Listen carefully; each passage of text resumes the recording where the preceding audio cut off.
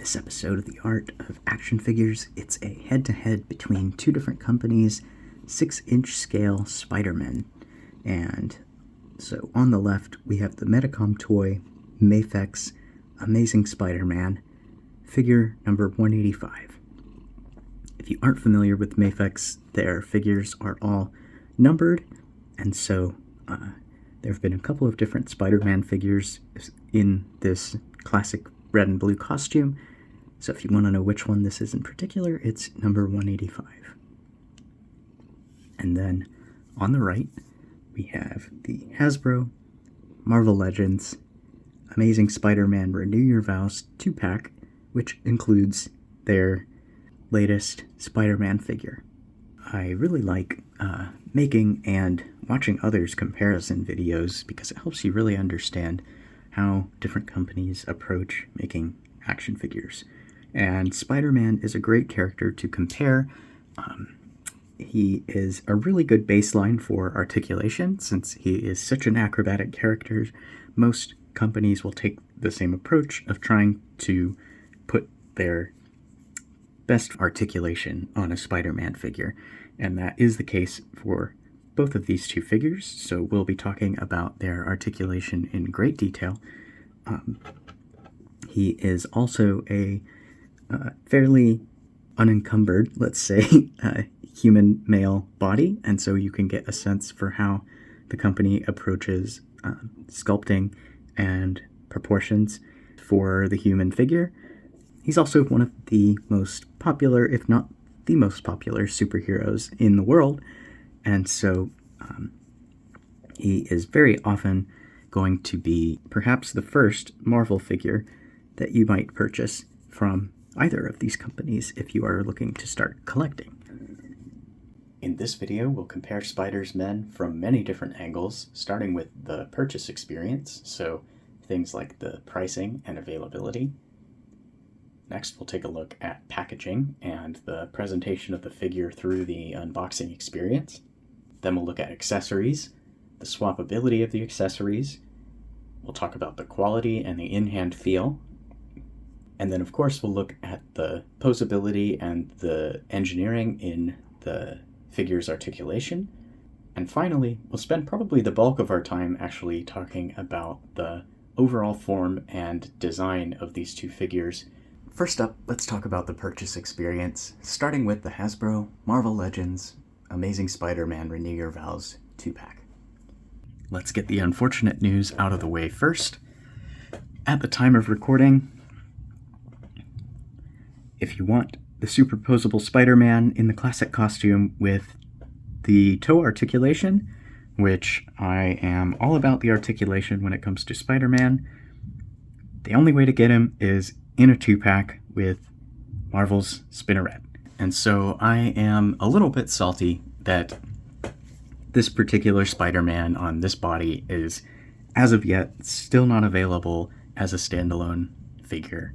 To add more salt to the pile of salt, this 2-pack also costs more than 2 times the standard Marvel Legends price of $25 at $56.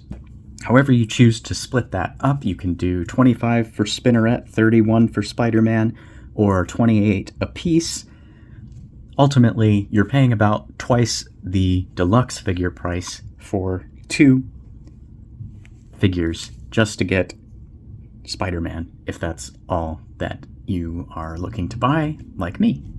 Now, as more of a budget-friendly figure line, Hasbro Marvel Legends should have the advantage in terms of price, but in this case, to get this Spider-Man figure, you are paying well above the average price for a Marvel Legend, even if you, say, manage to sell the Spinneret figure loose, you'll probably get about $20 for that, and be left paying $35 or more for Spider-Man on his own. Fortunately, the availability of this pack is pretty good. I was very reluctant to actually buy this myself until I managed to find one from a seller on eBay at a little bit of a discount just because of the box being damaged. I think it's still in stock at places like Big Bad Toy Store. Now, getting a little sneak peek at the accessories, which we'll talk more about in a moment, I wanted to dig in a little bit to see if we can figure out why the upcharge. This is the debut of what is now known as the Renew Your Vows Spider-Man body. So investing in a new mold is a big expense, and so I'm guessing there's probably some desire to offset some of the cost of that initial investment. And in general, if you ask the Marvel Legends team why is Spider-Man always deluxe or missing some of his essential hands, they will point out that the web deco on the hands is a particularly disproportionate expense for Spider-Man figures. Now, personally, I'm glad that they are at least transparent enough to point that out.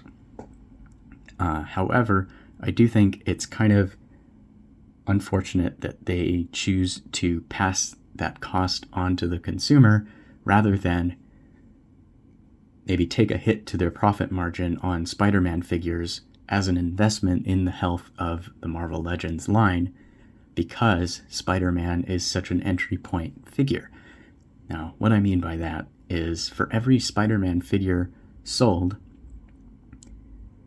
there is a very high probability of that figure being someone's first Marvel Legends figure compared to, say, other characters. What that means is this is sort of like a seed figure for new collectors, which I think is an important thing for the long-term health of any toy line. And so what I'd really like to see them do as a consumer, I would like to see Marvel Legends have a similar availability to SH Figuarts Dragon Ball, where pretty much without fail, there is always a $35, which is their lowest price, Goku figure available at general retail. At least one. And same for Naruto. These are their entry point flagship figures for collectors to build collections around. So if you don't have a Spider-Man figure that is readily accessible, you are just gatekeeping new collectors. Even long-term collectors who've been at this a long time may want to update their Pizza Spider-Man or Retro Spider-Man with his red pins showing under his arms, and they might be really reluctant to do that if the only option is overpaying for a 2-pack. Summarize the purchase experience for Renew Your Vows. Availability is good. Pricing and taste in consumers' mouth after purchasing leave a lot to be desired. I think this is a category where Hasbro should be mopping the floor with imports like Mafex, and they really fumbled. Now, switching over to the Mafex Spider-Man number 185, we'll talk about his purchase experience, which is very different from the Marvel Legends, especially if you're not familiar with imports like Mafex. Now, here in the US, pricing and availability for Mafex figures is a bit of a complex equation to work out, but I think once we do, the Mafex Spider-Man 185 here is going to have some advantages over the Marvel Legends figure. And in the world of online retailers, you have a couple of options as well. You have buying directly from a Japanese store online. First off, on the availability side, you're more than likely going to have to go to an online store to purchase a Mafex figure, unless you have some specialty comic store near you that does that sells import figures, or you buy from a toy store based in your country, such as here in the US, Big Bad Toy Store or Entertainment Earth, which will import Japanese figures and then sell them in your local currency with local shipping options and things like that, but usually at some markup for the service of importing. Now, there's a lot more complexity going on here in the US, at least, compared to just buying a Marvel Legends figure that gets released to US retailers like Target or Walmart, for example. So figuring out the price is also kind of fuzzy, and so a lot of numbers get thrown around. It's very easy to manipulate those numbers to make your argument, your case for one line or another more convincing. I'm going to do my best not to do that here because I think that's disingenuous and annoying. So I'll just be honest about what I've paid for this figure and prices that I've seen historically for about the last year since it was first released. Now, starting with the first option of a Japanese online retailer, they will typically list the price in yen, and it's hard to know exactly what the MSRP is because they also sometimes do that thing where they just like instantly discount the price to make it look like a deal, and I don't really know what Mafex sets as MSRP, but from what I've seen, and you can still check listings even though they are now sold out, price in yen is around 8,600 or so for this Spider-Man figure, which if you do the conversion to US dollars today, that'll be under $60. So the first kind of fuzzy factor in the equation to determine the price of this figure is the exchange rate between the Japanese yen and your local currency. And then there, on top of that, are two additional costs that might come up. One is any sort of foreign transaction fee that's charged by whatever payment service you're using or credit card. Then you also have to factor in shipping cost, which to ship a figure from Japan to the US is going to cost you a lot more than domestic shipping only. But there are some ways to kind of reduce that cost by bundling the purchase of multiple figures and sort of distributing the shipping cost among, say, like 3 to 5 figures instead of just one. But let's say, for the sake of argument, you were just buying this Spider-Man figure and importing him by himself.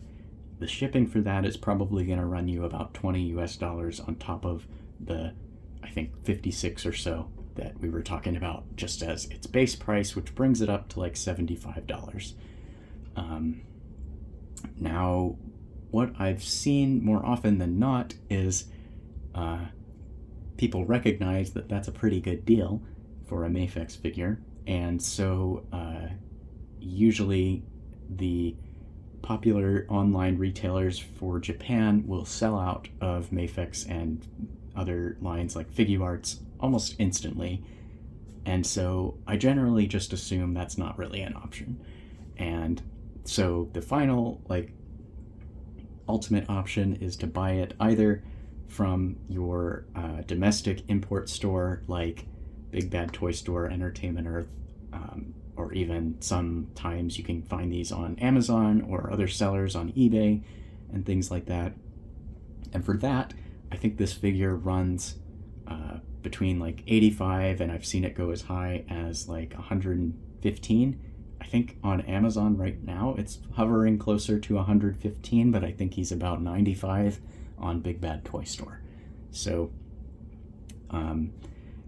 that's where the complexity when talking about price comparisons between Mafex and Marvel Legends comes from. I bought this particular figure we see here on Amazon for $90 back in 2022.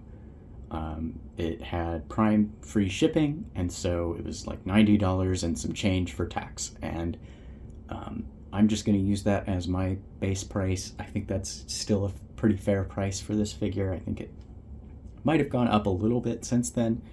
We're looking at like $90, $95 compared to $56 for this 2-pack. Again, I'm not going to pretend like I didn't have to buy this in a 2-pack and just say, oh, it's $30 for a Marvel Legends or $25 because it's Marvel Legends. I think that's also misrepresenting the truth a little bit. So, in terms of like what's the better deal, for me, hands down, the Mafex figure.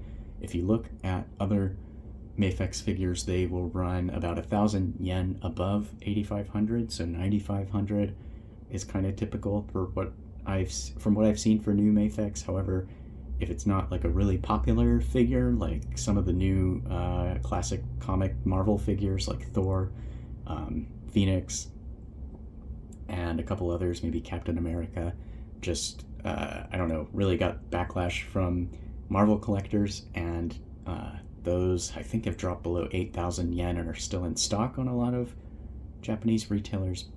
Anyhow, tangent, just to say, like, your Mafex price, when all is said and done in the US, is going to be probably somewhere between $80 and $100. And so within that range, if you're getting around 90, that's a pretty decent deal. So to summarize the purchase experience, the Hasbro Marvel Legends, while you would expect it to be sort of the more affordable, budget-friendly option, actually comes out with a pretty big disadvantage in my book just for being much more expensive than an average Marvel Legends figure. And so for the number of accessories, the presentation, the just overall quality of the design, you are paying for Marvel Legends brand of all of that. And in this case, you're paying more than average. And so despite the fact that this 2-pack in total costs less than the single Mafex figure, this figure comes in at around or even below the average price for Mafex figures and is still a really nice, complete representation of everything that line does well. Next, we'll talk about packaging, starting with the Renew Your Vows 2-pack from Marvel Legends. Because this was released in 2022, it came out during Hasbro's experimental phase, where they were attempting to replace all packaging with this plastic-free, except for tape and glue version. What that amounts to is, one, there is no open window on the front to see the figures inside the box. For some people, this is a deal breaker, whether you are someone who likes to keep their figures in the packaging and display them that way, or if you are browsing in a physical store and you want to be able to inspect the figures, make sure that everything they're supposed to come with is there, check out the paint applications and make sure those are not defective, things like that. I think the first I can understand being a deal breaker. Obviously, if you want to collect for displaying things in the box, this isn't really a satisfying display piece. Just print out a picture at that point. So that one I can get behind being a big turnoff to a lot of collectors. The other one, it's more of an inconvenience, I think. Main problem I have with it is what they've gone with in this case and in most implementations of this packaging style is a digital render of the figures in pretty lackluster poses. But if I saw this and this was supposed to sell me on the range of motion in this figure, I wouldn't buy it. So fortunately, there are other avenues to get more information about the figures before buying them, and you can see, yeah, he can actually get into a much deeper crouching position than this. He can bend his torso a heck of a lot more. He can look up more. He can do a lot more dynamic posing than this. I think one key detail they did get right is a selling point of this particular Spider-Man, again, I mentioned, is this toe articulation. And so I'm glad they put that on the package. The second missed opportunity is something to kind of allude to the comic books. Now, obviously, we have some character portraits here. I don't know if these are actually taken from the Renew Your Vows comics or if they were done just for this release. letting me know on the box would be a cool thing to do. And similarly, they're kind of obscured by this like generic blue overlay layer with this kind of random tire tracks going across it. And it's kind of, there's nothing to separate it from other Marvel Legends releases in this packaging style other than the renders of the figures, the character art, and the logo. But you can use other things like color and different designs with this dot matrix thing. In contrast, for example, you can look at lines even within Hasbro, like Star Wars The Black Series, where the side art and the accent color on the box is changed depending on what series or movie the figures are representing. Personally, I keep my boxes kind of like books, and so if I'm looking at the spine, which can't really get the whole thing in frame, but it's got just the same character portraits as the front of the box. More tire tracks, and on the other side we've got the kind of neutral pose render of both figures. Words on the bottom. And then on the back we have some more kind of uninspired poses. What is this hand doing?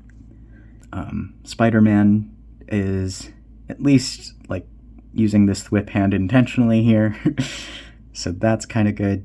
But again, you want to see Spider-Man posing a little bit more dynamically than this. I don't know if it's just they've got restrictions on needing to fill the space.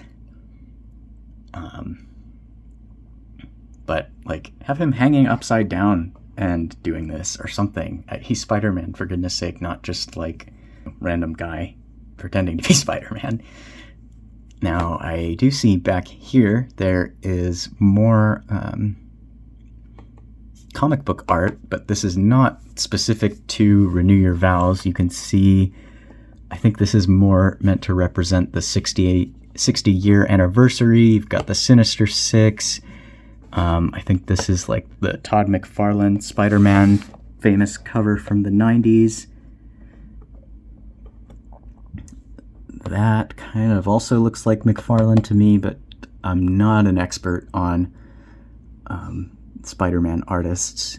But again, it's hard to tell because it's all behind this like blue screen layer. At least they do show you what the contents of the package are supposed to be. This is a problem I've seen with this type of packaging. If they don't do this, it's kind of easy to miss some accessories. People throw them away accidentally, which is super tragic. So definitely do a count and make sure you've got everything you're supposed to, and then only after that you can dispose of this if you want. Do recycle it. It is easier to recycle these boxes if you do dispose of them. And that is thanks to kind of the inner sleeve design, which we'll get to in a minute. And one last detail to point out before digging into the contents of the box is something that often goes overlooked when comparing Hasbro to import brands, and that is the age rating, which we see in the lower left corner here, telling us that this product is intended for anybody ages 4 and up. This is actually a really, really important detail. To get this 4+ age rating, these figures have to pass much more strict safety regulations. So for example, for 4+ safety testing, none of the detachable parts on these figures can fit inside a specific test cylinder that is meant to, or is modeled after a small child's esophagus. And so that's where these choking hazard warnings come from also. But similarly, even for like 4, 5, 6-year-olds, you still don't want them choking on bigger parts. So detachable parts here means not just swappable hands and swappable heads. It also means basically anything that can become detached from the figure by some definition of a child bashing this thing around and seeing what they can break off. It's a very interesting rabbit hole to go down if you ever want to go read about specifically like consumer protection standards in the US and what toys have to go through to be distributed and be labeled safe for ages 4 and up. So I'm not an expert.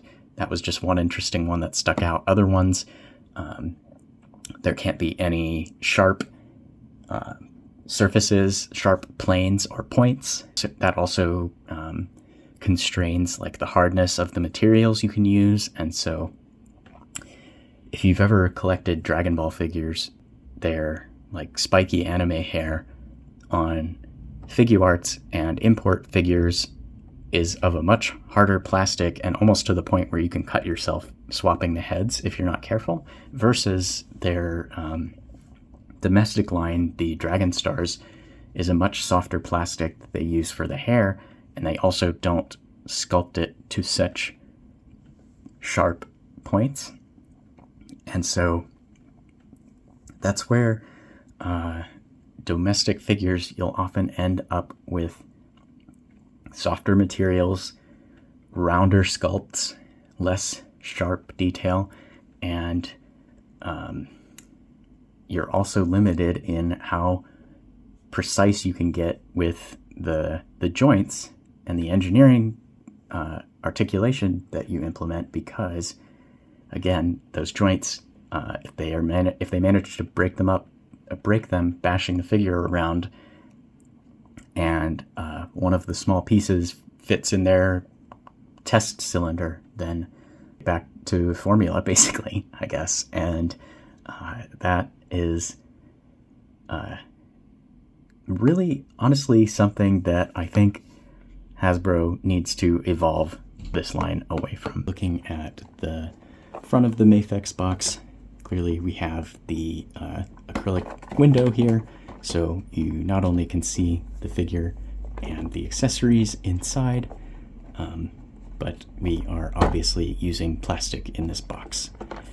There's also a bit of a cut at the top for the clear plastic, and this is actually so that you can get some light into the top, and it just makes the figure a little bit easier to see.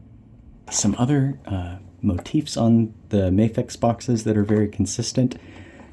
They always do this sort of comic front cover design in the upper left corner.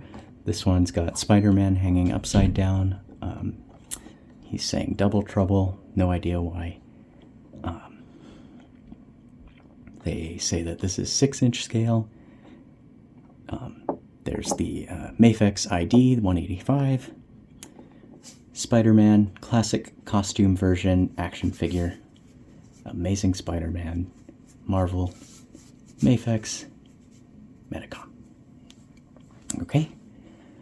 And spinning around to the left side of the box, we get a photo of the figure. I don't actually know if this is a photo or a digital render, but you can see the posing is a lot more dynamic. Remember what we were looking at before with the Marvel Legends, and just compare. These are kind of similar action poses here, but again, Spider-Man here is flying through the air. He's got his legs bent and swung around, and he's bending his torso a great amount, bending his neck. And compare that to your shot put guy over here. Okay. And let's flip around to the right side, and unfortunately I had a sticker here that left some residue from the seller I got this from. So just gotta make do with what you got. I could have returned it, but I display the boxes this side out since I line them up vertically, so it doesn't bother me too much. This is not typical of Mafex figures, though. I just want to point it out. This is some sort of like authenticity sticker. And then on the back, we've got the same sort of logos going down, and then even more dynamic product images. So again, they're doing a much better job, in my opinion, selling that this is a super articulated Spider-Man figure with these poses. It also is showing off some of the accessories, but I don't think it's showing all of them. You can see the splayed open hands, you can see the web holding hands, and then they do point out the 2 alternate heads that are included with different eye shape. There's a shot of the front and back. I think this is just showing some of the paint detail. And then they'll usually do some sort of comic onomatopoeia here with the thwip. But on the bottom, I wanted to point out something specific here. But this is the detail that's important, ages 15 plus. So again, small parts not for children under 3, but compare 15 plus to 4 plus. Imagine what a 5-year-old will do with a Marvel Legends figure versus what a 15-year-old will do with a Mafex figure. And there is quite a significant difference. One of them is going to be in the dirt and in somebody's mouth, and I don't know, all kinds of ridiculous things. And this one is probably going to be cared for a little bit. Okay. So that's the Mafex packaging on the outside. Let's go ahead and crack them open now. Okay, and now for the moment we've all been waiting for. Let's go ahead and open this package. So there is tape on either side here. I usually open on the right hand side, and you can just pull the tab open once you have cut that tape. And this box, like I said, was already pretty banged up, so I'm not going to be too worried about folding the flap or anything. And inside, remember, this is plastic-free packaging, so instead of a molded plastic tray to form-fit the figure and the accessories, you get a sort of cardboard harness with accessories and figure in these little tissue bags. And it's okay. Like I said, it's easier to recycle. I haven't seen a ton of problems personally with like the figures getting damaged because they're not protected, but that seems like it could be a possibility compared to like a good plastic bubble. And another thing I'm not really a fan of with this style of packaging, I do like to keep the figures in the boxes when I'm not using them, but this cardboard does not really lend itself to sealing, resealing. All right, and then inside the first tissue bag, we have the accessories. Again, let's just make sure they're all here and that we don't miss any. There's your Peter Parker unmasked head. And then we have 2 open crawling hands, a left and a right. And then we've got a left thwip and a right thwip. I think the set of hands that come on the figure by default is different from this. I've already opened them and put the fists on. But when it's all said and done, you should have 2 thwip hands, 1 for each side, 2 wall crawling hands, 1 for each side, and 2 fists. Let's go ahead and break out the figure too, which is also in this sort of tissue bag. Again, much easier to dispose of this packaging if you aren't looking to keep it, but definitely not durable enough if you do want to keep it. So let's see. All right, and with that, we can set our tissue baggies aside. And we have successfully extracted our Spider-Man. Usually they will come out looking a little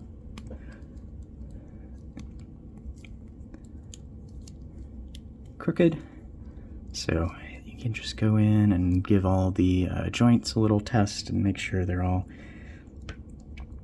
working as intended. I didn't have any problems with this particular figure coming out with like any warping or like really bad scuffing, but I have seen that on other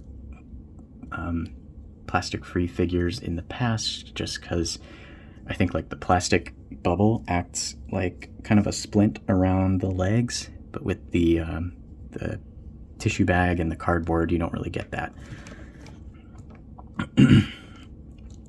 And so if you have a figure that's prone to warping, it seems like it's more likely that will happen in the plastic-free. But there we go. We've got a couple little paint blemishes, which I'll point out as we go through, but let's go ahead and unbox our competitor here. Okay, so while the Hasbro packaging was rather avant-garde and experimental, the Mafex packaging is much more traditional if you're familiar with this kind of collector-friendly or resealable packaging, which is usually a cardboard box with an acrylic tray inside for the accessories. On the bottom, we've got some tape and a flap that you can just go ahead and pop. And normally I would use like a knife or something to flip under the lid so I don't wrinkle the flap, because I'm like that. But this box, again, also got a little banged up in shipping, so I'm not going to be too interested in that. And right away, we can see that's a level of detail that you would not get in plastic-free packaging, although Marvel Legends in their plastic packaging days has historically done sort of backdrop printing of some kind. But here you can see a really nice sort of cityscape rendering in here. I guess if you really wanted to, you could rip this box open and put it as a backdrop, but I'm not going to do that. Okay, and then inside the box we have sort of a double layer tray. Standard box is actually a bit wider, maybe 1.5 times this width. So this one, for some reason, they made this kind of one-off, more slim box, but is actually a bit deeper this way. Let's see. So let's go ahead and open the bottom tray first. We have some app to check that QR code sticker and make sure it's authentic Mafex. And let's see, what else do we have? Taped to the back in a little bag is a, let's see, 3-jointed stand with sort of a like waist clip, so you can get the figure up and in those dynamic flying poses like we saw on the box, so that's pretty cool. And then we also have some web accessories, which let's go ahead and take all of these out and set them to the side here. So first off, you have your sort of swinging web line. So this is sort of meant to be like a handle that he can hold onto and swing, kind of like that. You have some sort of web splat effect. Splat. This one, I don't think it actually has any kind of suction ability, but you can put, I'm guessing this little thing is meant to go into that hole, and then this can go on to the end of your stand and support the figure that way. I'm not going to use all of the stands and the web lines. I typically just don't use them myself. And then these sort of web shooting accessories are also pretty cool. They're done in pretty much straight white plastic that is unfortunately very easy to break, which I have just done. So yeah, don't try to bend these. They are a little flexible, but not meant to be bent. You can see the style of the webbing here is kind of spaghetti standard, but not the most spaghetti webbing that I've ever seen. There we go. There's also a shorter set of web shots. Now for the primary tray. It doesn't have any tape, but it has like, I don't know what you would call it, just like a little tab fit on either side.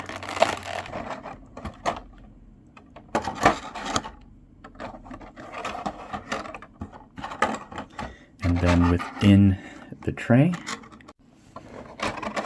and you can see each of the alternate hand and feet accessories is on sort of this little tree. I don't know, hand tree. And I think the reason Mafex does this is to preserve the size of that hole. I guess like a piercing, it might close up over time if these weren't there. And that could lead to broken wrist peg if this was too tight. All right, now taking a look at each pair of hands, let's go down the tray. It's great because you can just very easily see that you've got all the right ones. We have the sort of wall crawling open hands.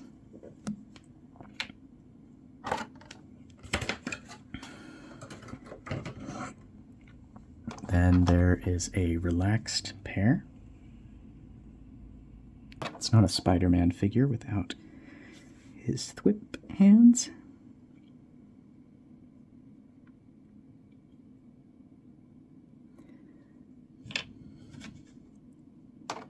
Then he has some interesting ones here. These are meant for grabbing that swinging web line that I showed earlier, but you can also sort of make out like a thumbs up pose.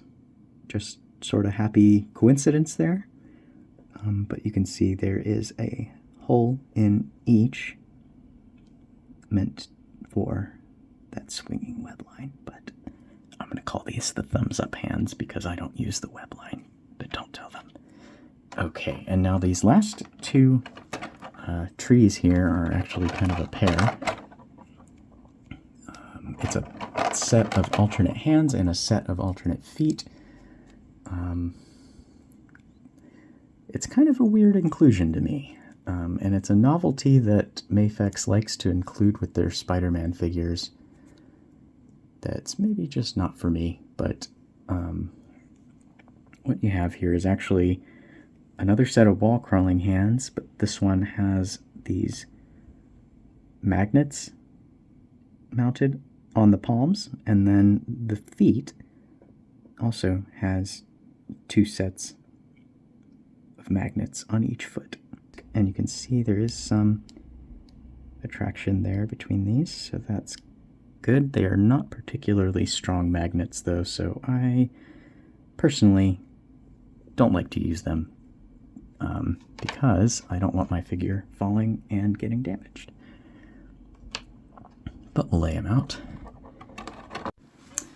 Alright, and then the final accessory before the figure is this alternate masked head. No unmasked head with this Spider-Man. I'm okay with that personally. I don't really get any use out of unmasked heads on my comic superheroes, but something to know if you are looking for that. And so the difference with this expression here is just his eyes are a bit furrowed, like he's angry or aggressive. And for the figure himself, he comes with his fists. And then the primary head has these kind of wide opened eyes. here is our Spider-Man 185 Mafex. We'll go ahead and set him up back here with all of his gadgetry.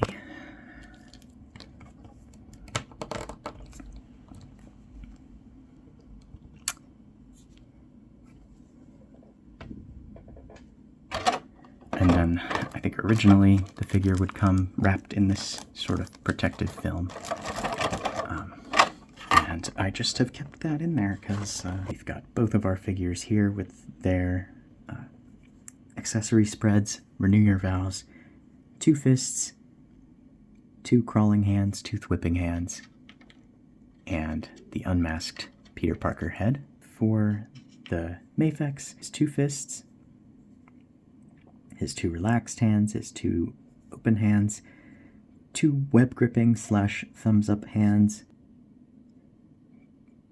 2 whip hands, of course, 2 magnetic crawling hands and magnetic feet, and then the alternate masked expression, plus the 6 web accessories and the display stand. As far as differences, you obviously get the unmasked Peter Parker with Renew Your Vows, and then with Mafex, the magnetic accessories, web accessories, flight stand are all unique, as well as the aggressive masked head, the relaxed hands, and the thumbs up / web holding hands. Next, I want to go over swapping some of the accessories on these figures. I think this is an important step because it gives me the chance to highlight if there's any problem areas or accessories that are really difficult to swap. For example, I recently reviewed Figuart's Beast Gohan with his crossed arm accessory and had a really hard time swapping the crossed arms on and off that figure. And for me, that just means I'm pretty much never going to use those. So if it feels like I'm risking a breakage or a hassle to swap the accessory, I'm less likely to use it, and I want to highlight that that's a problem area to look out for and be extra careful not to break the figure. In my experience, figures break most often under 3 conditions. The first, which we'll talk about now, is swapping accessories, especially hands, and we'll go over why. The second is if they are taking a fall, like from a shelf. Third is applying too much torque to joints or small parts that can't take it. With these 2 figure lines, they both take kind of a different approach to swappable parts in a couple of different ways. And we'll talk about the overall build quality of these figures, but there are some differences that we can touch on right now. For example, the Marvel Legends accessories require a bit more force. And so this is something I often see not just in articulating the joints between Marvel Legends and Mafex, but swapping the parts as well. If you are used to Marvel Legends amounts of force, and then you go to handle a Mafex figure, I think there's a higher likelihood that you might break something because you're used to having to force things a little bit to get them situated.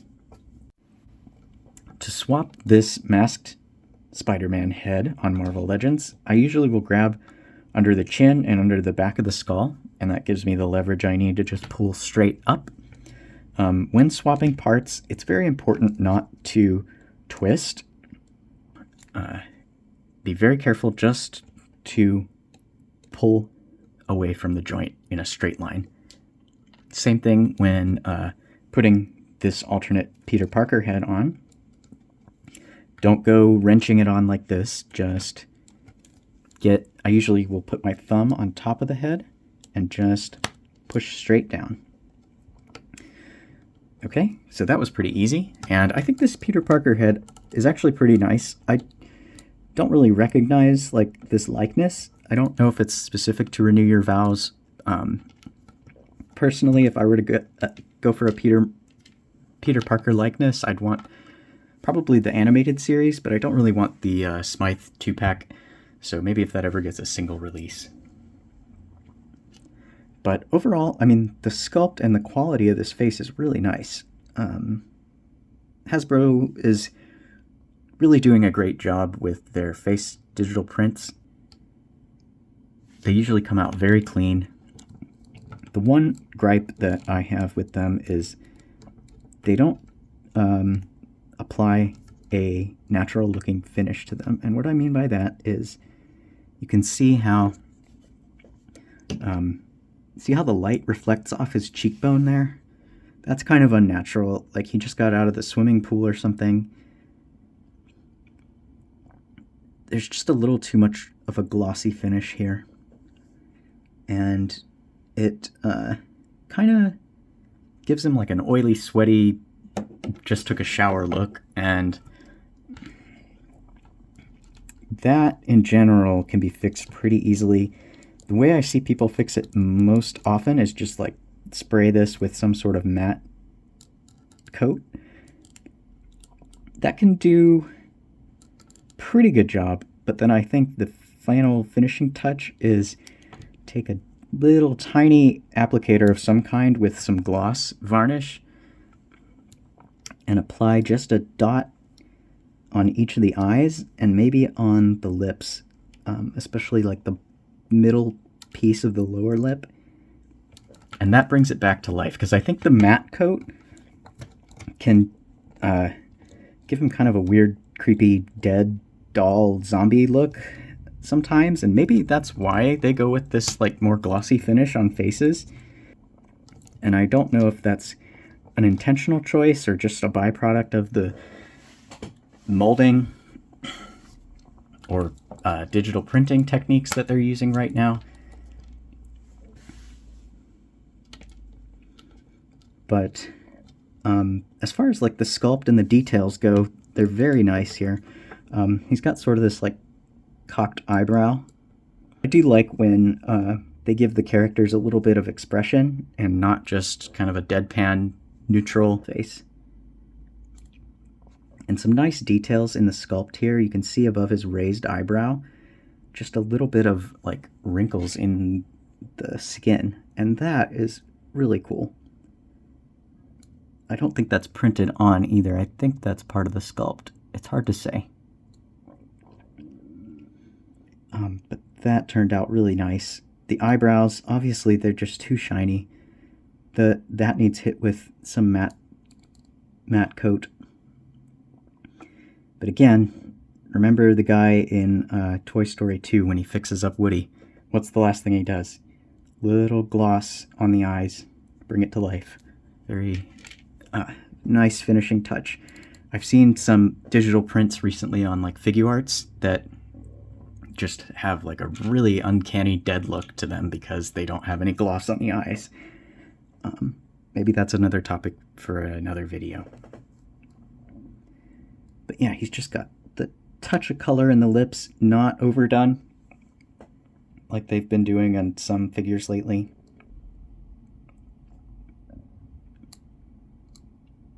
And then the hairline is achieved very nicely by simply having a separate plastic hair part. You can see a little bit of a mold line on his by his ear there. Not too noticeable if it's in shadow, so that's okay. It doesn't have it on the opposite side. Not sure why. It's only on this side. And I don't know if they'll all be like that, but it is there. But yeah, the hairline, I mean, it's perfectly clean because the hair is a separate piece of plastic. So yeah, this is a pretty nice accessory. I don't necessarily require it, but I've come around to it. I don't know if I'll get much use out of it, but the articulation is actually quite good with this head on, and I think it actually sits on the body a little bit better. I think the masked head sits a little bit too high, and I think that accentuates the lowness of his shoulders and makes it look even a little bit lower. We'll talk about the sort of anatomy of this figure later on when we go over the overall design and sculpt. But again, swapping the head, just pull straight up, give it a nice satisfying pop. Swapping this one back on, thumb or finger on top, and then these fingers I'm using to kind of guide the force. Push down, and then you can hear that's a pretty loud pop. So it does take a little bit of force. And you can get away with that with these Hasbro figures because their plastics in general are a little bit softer. Sometimes too soft. This one is pretty good. There's nothing on here that feels like used chewing gum, so that's good. It is a little chewy in some of the joints. Okay, let's go over the hands. So the hands all come with a wrist peg already attached to each of them. I don't really like this design because it imposes a particular hinging direction on each hand, and you can never change it. We'll talk about what Mafex does, and Figuarts does the same thing when we get to that. But to swap the hand, again, very important, do not go twisting to extract this. Just get your fingers as close to the connection as you can. And that makes the force more direct, so you're less likely to apply unnecessary torque. Again, it takes a little force on the Hasbro, and that's partially because you can see the peg setup here is what sometimes people call like a mushroom. I don't really know why. That doesn't look like a mushroom to me. But you can see that the peg does get wider. We'll go ahead and swap the open hand onto his left hand, and then I have some details to point out. If this is not going on, again, if you find while you're swapping hands that something doesn't want to fit, don't force it. Again, that's just going to make it likely to break. Don't force it, don't twist it. Get some heat, either from just a cup of hot water. You can heat in the microwave, you can heat it with a tea kettle, and just dip the socket in that. But just be careful. And generally, you want to heat the socket, but and that will soften the socket, the plastic around the socket. But keep the peg at room temperature because you want to keep the stiffness in the peg. So you want a soft socket and a hard peg. And I'm not going to say any more about that. There you go. This one, fortunately, no problem. And that's the case for all of these hands. Again, a little bit more force.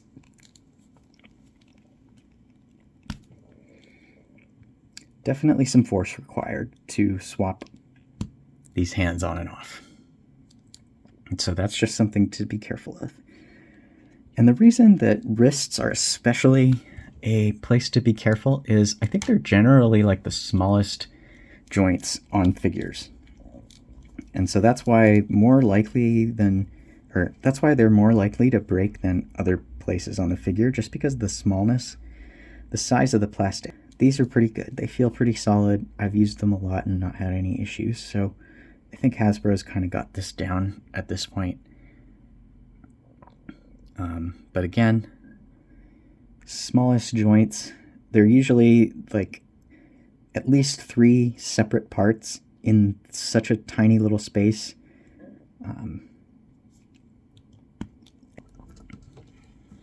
But overall, accessory swaps on Renew Your Vows don't really have any problems. Just know you're going to have to use a little bit more force due to the pliability of some of the plastic. Now we'll go ahead and swap some of the parts on the Mafex 185. And the approach here is going to be very different.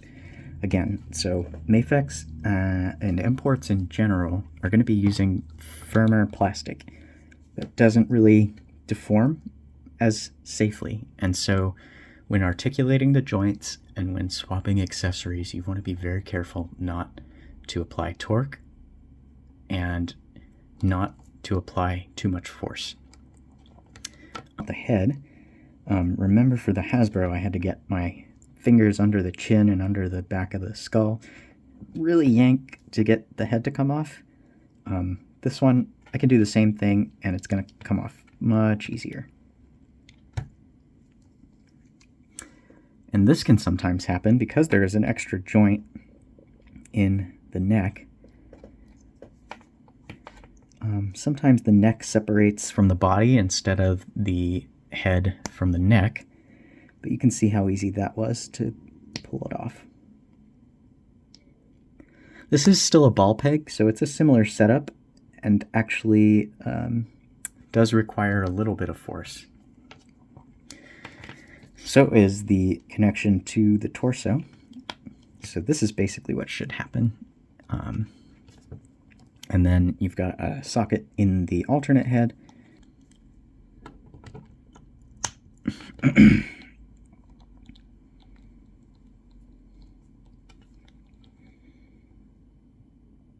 there you have your alternate head. Now the biggest difference is going to be on these alternate hands. So remember how much force I needed to yank the Hasbro hands out of the wrist socket? One more time. Okay. I see people go in after these and they want to twist and they want to yank, and that is simply pressure fit. That is a flat, nearly completely flat peg going into the hole. The pegs on the Mafex figures are attached to the swivel hinges on the wrist. So there's not a separate peg for each hand. Instead, the hands have holes in them, and you want to, again, just push it straight on. No twisting, straight on.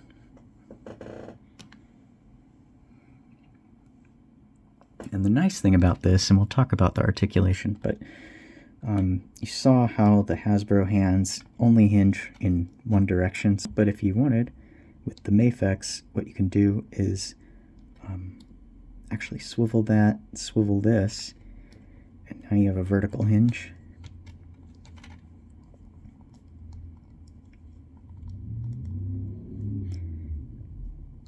And again, these wrist pegs, look how tiny those are.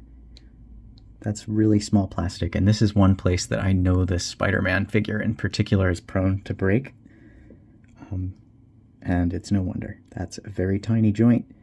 So, again, only pull it straight off. Putting the hand back onto its tree.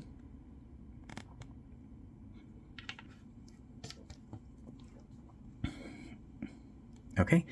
And then I just want to show how these web shot accessories work, and maybe the web line as well. Let's give him his thwip hands and web shots. So with the thwip hands, we'll go ahead and pull these off the tree. And for these web shots, they have a little ring on them, and that goes over the wrist. And then the hand can fit around that.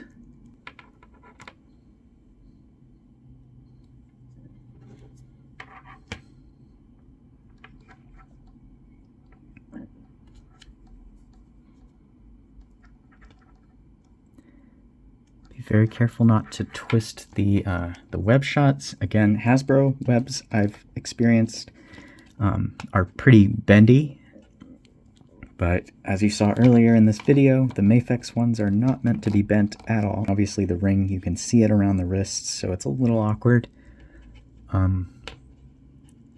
Might be cool in the future if they ever do more of these. Make them out of translucent and then paint the web line white so that the ring is not white. This head setup can be a little awkward, but there we go.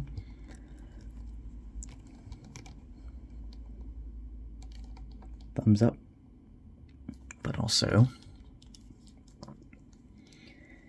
get him in a good swinging pose.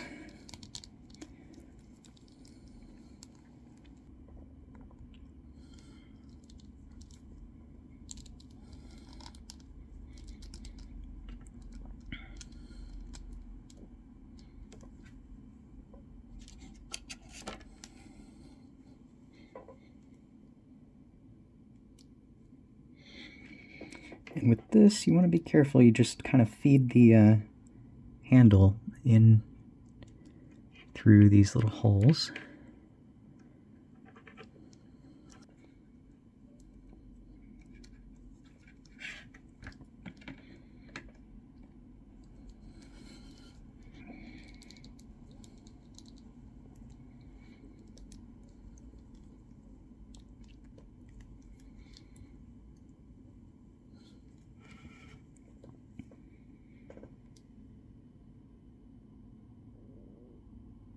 So something like that.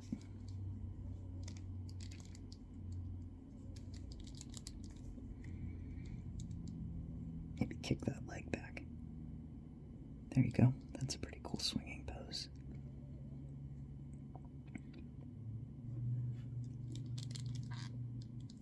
And the feet are on a very similar type of joint at the ankle, similar to the wrists.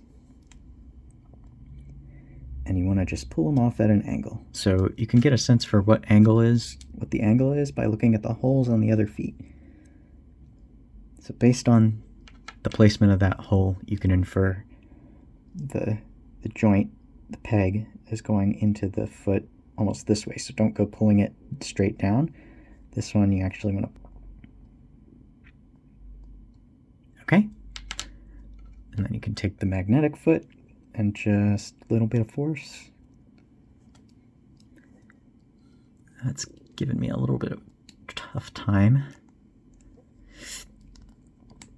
I think that's as far on as that's gonna go. It's very tight. I don't like that. It's too tight, I think. I don't like that at all. Too tight. Let's go ahead and get his normal stuff back on. I do find that these default feet tend to be a little on the loose side, especially his right foot.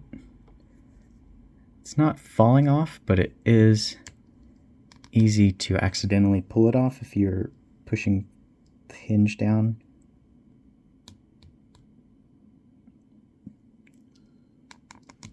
Better that than snapping the joint, though.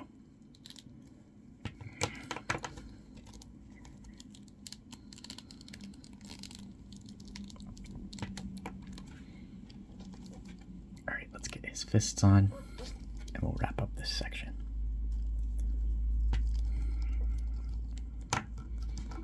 And now comes my favorite part of the video, where we talk about the design of these figures. For me, action figures are at their best when they sit comfortably at the intersection of art and engineering. Now, there's also business behind producing action figures, but personally, I like to see that element minimized as much as possible in the final product. And that's why I gave Marvel Legends such a hard time in the purchase experience and unboxing segments of this video, because I see things like selling a very highly desirable Spider-Man figure in an overpriced 2-pack with a much less desired figure, and trying to market the action figures to ages 4+, as kind of business intrusions on the final product, and that to me sours the experience a little bit. That's kind of what I meant by I feel a little bit salty after purchasing this.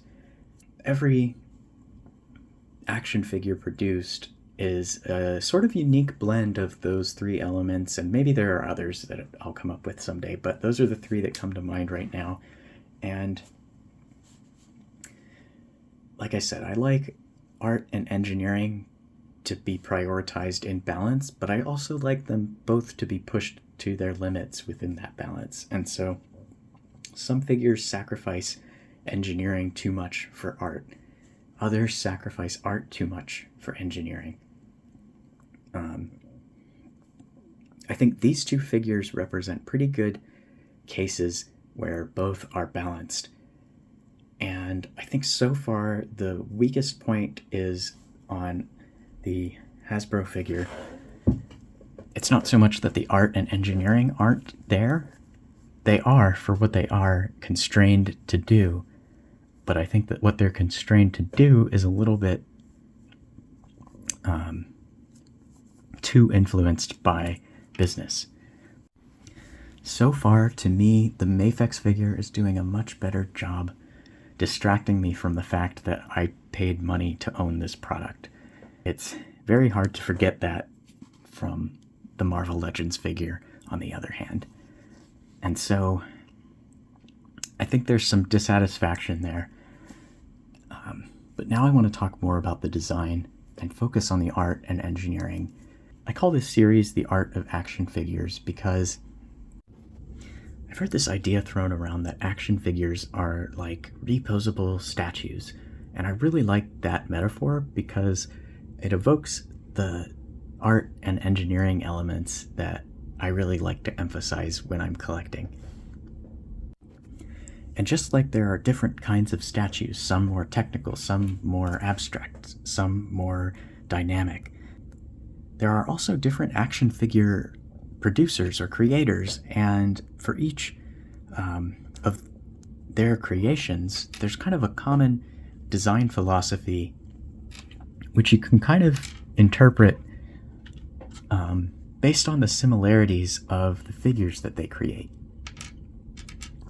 So what does Spider-Man Renew Your Vows have in common with other Marvel Legends figures? And what does Mafex 185 have in common with other Mafex figures? Answering those questions, you can start to get a sense for what each company is prioritizing. Now, personally, I mentioned, and I gave Marvel Legends a pretty hard time for, like I was saying, the business just being a little bit too present in the final product. And a lot of people will respond to that saying things like, oh, well, of course they're going to try to make money. They're a business. That's what businesses do. And Medicom Toy is also a business, but they don't remind me of that at every opportunity, quite so much as Hasbro does. Now, other elements that are emphasized in the design philosophy for Marvel Legends, I think, are playability, durability, and cohesion with a larger sort of universe of products. And there's not so much focus on complete artistic accuracy. And so you could maybe make the case that, like, even then, the engineering is overemphasized, sacrificing a little art to engineering. Mafex, on the other hand, their design philosophy is, again, less of a business transaction, more of an opportunity to own a piece of art. At least that's the way it feels to me. And others, your mileage may vary depending on how you feel about the products and what you think if you get one in hand and things like that. But to me, it's a very satisfying experience because it is like a little miniature sculpture. The art is much more present in the Mafex figure, I think, and I'll elaborate what I mean by that. But at the same time, the engineering is not really sacrificed when compared to the Marvel Legends. And so that is ultimately, I think, what is letting it stand on top right now. Consider that engineering is more than just putting joints and making them move and picking materials and things like that and manufacturing processes. It's also making sure the figure is stable, making sure the masses are balanced, making sure that the joints are well integrated into the sculpt so that they don't override the artistic elements. I think, to give you an example, Reveltech, Amazing Yamaguchi, is a company that, to me, overemphasizes engineering and sacrifices art a little bit too much. And maybe it's better for a certain kind of art, but like this kind of art of just a natural looking human pose is something that I've seen Reveltech figures just struggle to achieve. However, something more like this, with legs and limbs flying everywhere, they're fantastic looking. So it's just, maybe I have a slight preference for something that just really evokes human form and does so in a way that looks a little bit more natural, feels a little bit more organic. People go so far as, well, I'd just rather not put joints. But to me, that's not pushing engineering to the limit enough. So I really like to see companies trying to achieve different things. And I think another interesting comparison would be a Mafex figure to a Figuarts figure, because they are two companies that have a lot of similarities, and so it would be very interesting to tease apart their differences. All right, so let's talk about engineering on this Hasbro Marvel Legends Renew Your Vows Spider-Man. There's plenty of videos going over every little bit of range of motion of these figures. So what I'm going to do is just talk about the differences. We'll talk about the construction of the figure, the different pieces involved, their materials, how they feel, how the figure feels to pose around. This is a pretty unique joint setup for Hasbro Marvel Legends to date, but it is very similar to what they've been doing in their Power Rangers Lightning Collection line, and maybe some others, but that one especially, I know, has this exact torso setup implemented across most figures. Same kind of butterfly joints across most figures. The one thing I don't think Power Rangers has gotten is the toe articulation. Not too many Hasbro figures have it. I think the only other one I can think of is also Marvel Legends, the Retro Beast, or the Caliban Wave Beast. I think they're the same. There might be more, I'm not an expert, but other than that, some other unique features for Marvel Legends. There are no pins on their hinges, including the toe hinges, which is uncommon, actually. So that's cool. And that really matters for Spider-Man, because on his arms, if you have a pin that goes through a hole and you can see it, it needs to be red on one side and blue on the other, and no such plastic exists. So, well, at least not at the manufacturing scale we're talking about. They neglect to put paint there when they do it, and so usually what you would end up with is just red circles by his elbow there. So it's lovely that they have addressed that. It definitely elevates this figure. Other unique qualities, another unique type of joint that is less common for Marvel, more common for maybe Star Wars, But Star Wars usually gets a neck to torso joint as well. But the dumbbell joint for the neck is pretty unique for Marvel Legends. They typically will use the disc hinge instead, or ball disc, I guess, where there's a hinge and then there's a ball that rotates around on that hinge. But this one, they've definitely goofed a little bit in its implementation somewhere. I don't know if, again, it's like another, oh, we have to pass this cylinder regulation test, and so we can't make this ball joint the right size.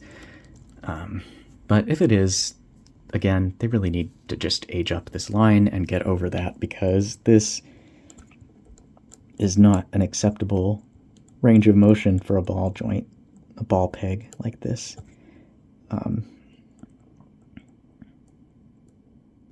And so that's really disappointing for me. And obviously they knew this was a problem because they went and cut this notch out at the back of the neck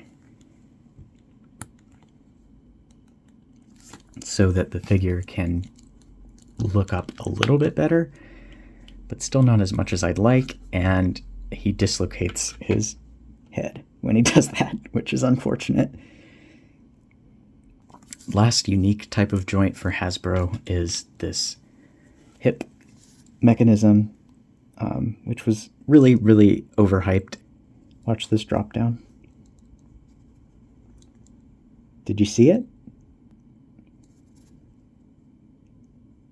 Almost, I mean, effectively nothing.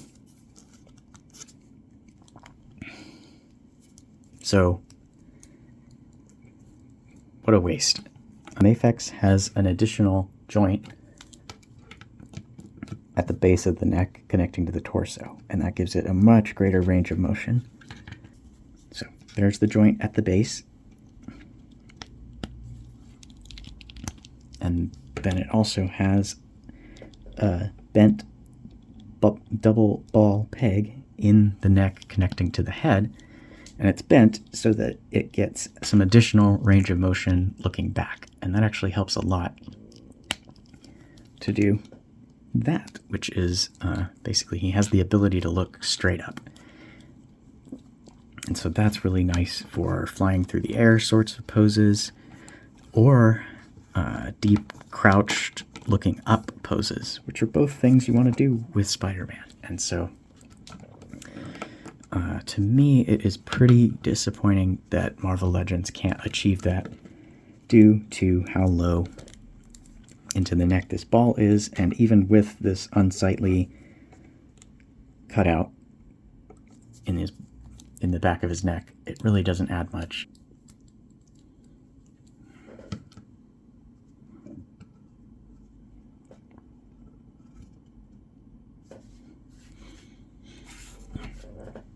Now, you can compare the difference. Well, first of all, you can see Marvel Legends' head is levitating away from the body. That's never good.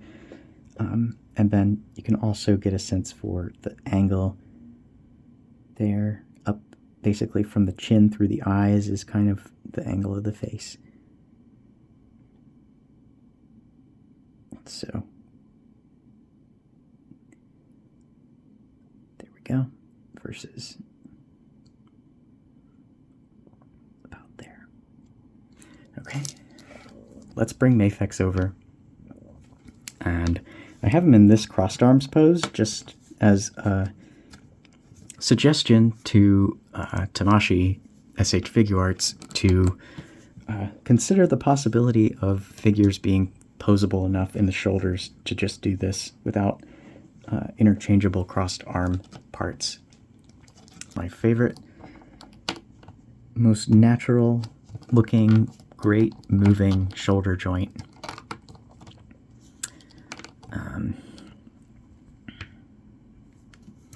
Hasbro, on the other hand, is stuck on this hinge setup. While it does get very good motion forward,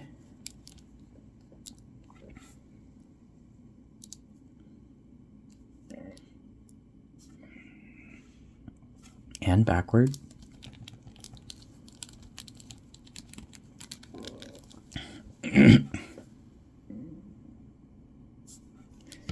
It does not allow the shoulder to go up or down at all. And so what that means practically is he can't really web swing. He can't bring his hands together above his head. Now Mafex, on the other hand, has the ability to go, well, forward.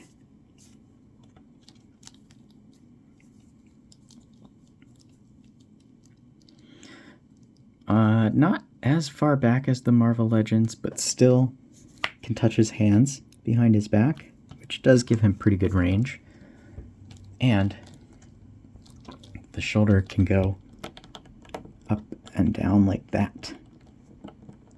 And so that means you can bring his hands together above his head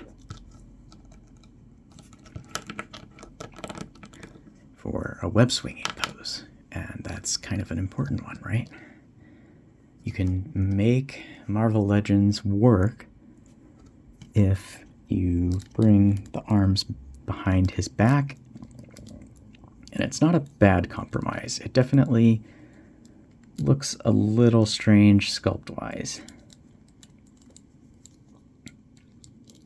But you can work around that by photographing it at a specific angle. But again, you're kind of having to fake it a little bit.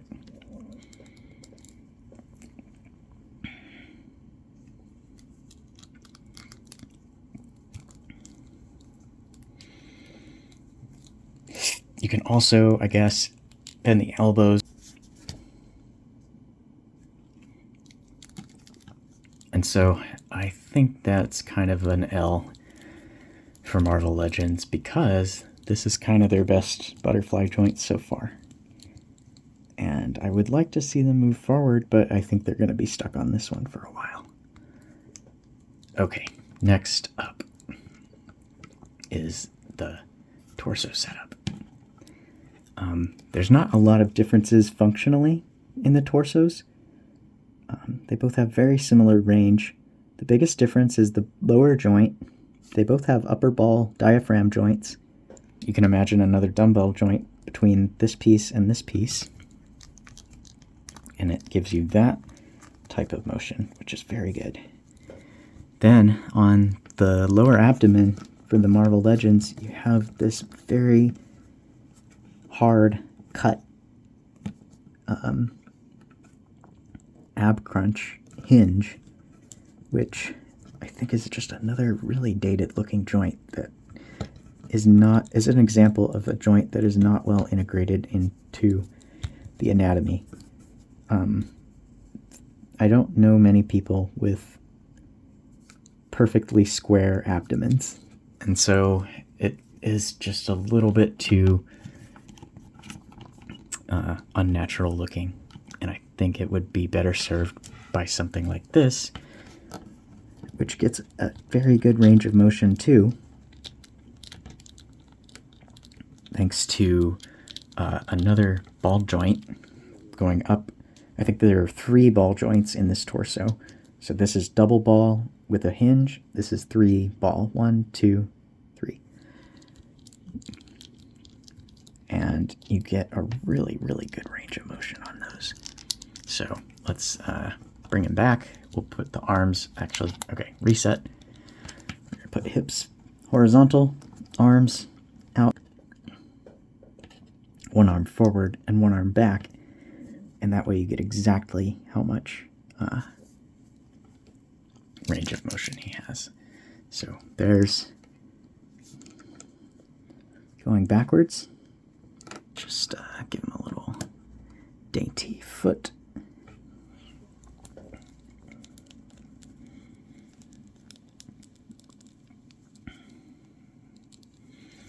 All right, and the Marvel Legends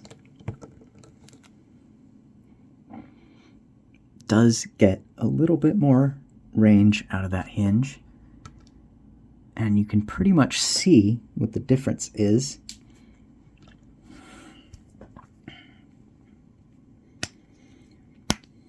go ahead and do the comparison here. So you can see the difference is this torso is inside the waist, whereas this lower torso is outside the waist. So you can see how it kind of... actually, you can't see anything because it's too dark. There we go. You can see how the lower torso is now outside the line of the waist down here. That little section there, that's the difference. So if I moved that back above the red line, it actually makes a big difference in the range of motion, and it gets pretty much exactly the same. So the difference with the hinge is it moves outside the waist piece, and that gives him almost 6 o'clock, whereas the Mafex is more like 5 o'clock. I don't know. This is like 5 o'clock or 4:45, and this is like 5:45. Right. Now, let's go forward.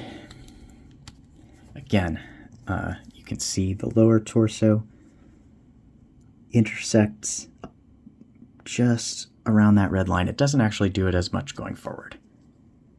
So the advantage is going to be mostly going backward.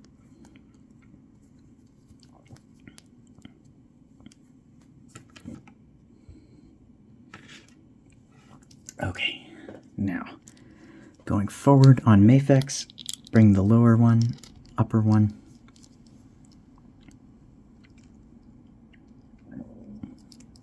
Put the arms in a straight line. They're about the same going forward. Curvature on his spine is kind of unfortunate. I think they could just round out that sculpt a little bit. I don't really know what purpose this serves here. Because when his back is straight, you can't even see that part. So this should just really curve under like that. You wouldn't get such a bulge. That doesn't look right to me. The Legends actually comes out looking a bit straighter. It still has some bulge. Hard to say.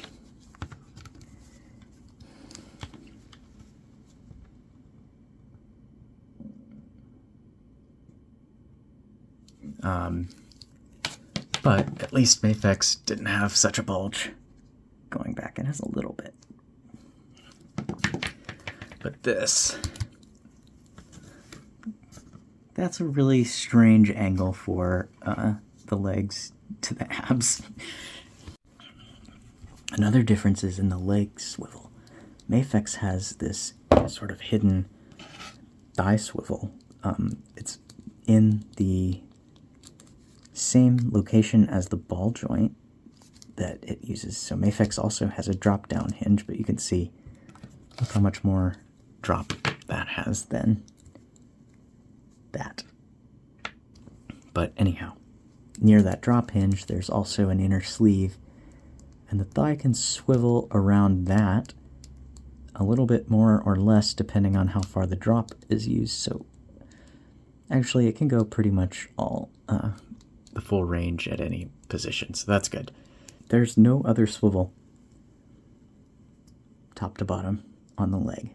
The final only swivel is then at the ankle. The ankle swivel is really essential. I think you need an upper leg swivel and a lower leg swivel to kind of recreate human poses. And Mafex does have both, but this one is a little bit limited in its range. But it's definitely aesthetically nice and usually can get the job done. There's some like really steep crouching poses that it will struggle with because of that, and I'll show that in a moment. Marvel Legends, on the other hand, has more of a traditional thigh cut, which does sacrifice the sculpt as I move it. Even worse is the way they did the lower leg swivel. Instead of ankle swivel, they do this boot cut, which isn't always bad, but because of the way his calves are sculpted, it looks horrendous. So, I don't know. That one's not for me. Thigh swivel's a little bit closer to a circle, so it's not quite as bad, but that is a step too far. I don't even really want to use that joint. I'd rather it was fixed. But unfortunately, that's the only swivel. There's no ankle swivel. Only the hinge and the swivel that way, but no lateral swivel. The range of motion isn't bad. In a lot of ways, it's quite good. It's just sometimes the mobility is not quite as smooth as you would like, and other times it can like really make the sculpt fall apart.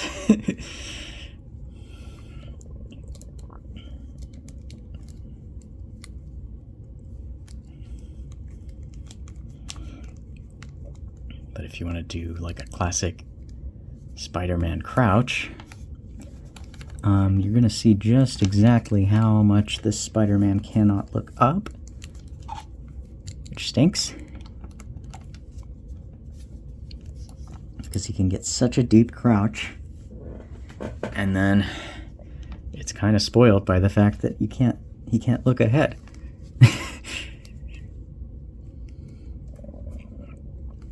It's so close. It's so close to being really good in a lot of ways. But that is definitely a sore spot for me. There, you can see. Such a deep crouch. But he's looking at the floor. And I guess that works if he's up here. But what if he's not up there?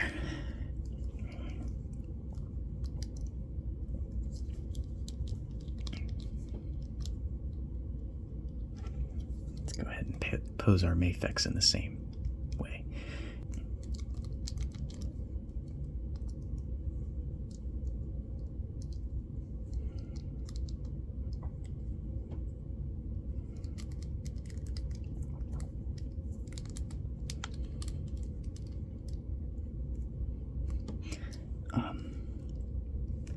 I guess one other difference is the way their hinges are built, and I'll talk about that real quick before we get to paint and feel.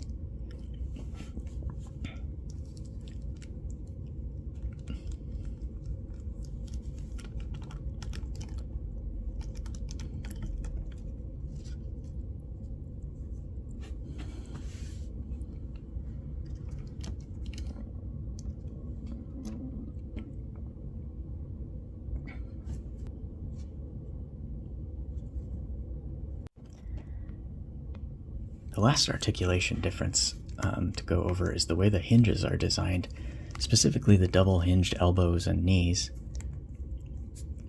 And then we'll start getting into the feel of the figures, because that's a place where I think the feels really differ. Now, the hinges on Marvel Legends are a single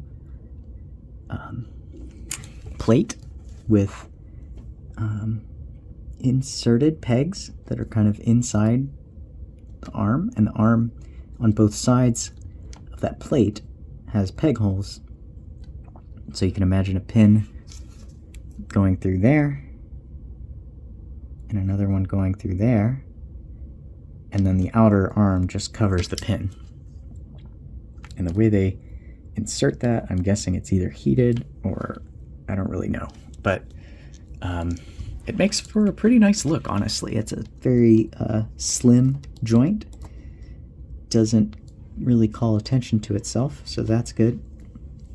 And on the elbows, they do this for the elbows, and on the knees, it's the same deal. And on the elbows, they've done a really nice job integrating it with the costume. You can see the red goes right up to the edge of that joint and just kind of rides right alongside it, and that looks really clean. Then on the back, they've just put a little touch of red paint on this sort of elbow cap, and when it's bent, they've done a good job with the mixed color around the back. Doesn't line up perfectly from all angles, but straight on, it's right on the line there, so that's good. And then the knees are simpler, they're all blue, so you get just a pretty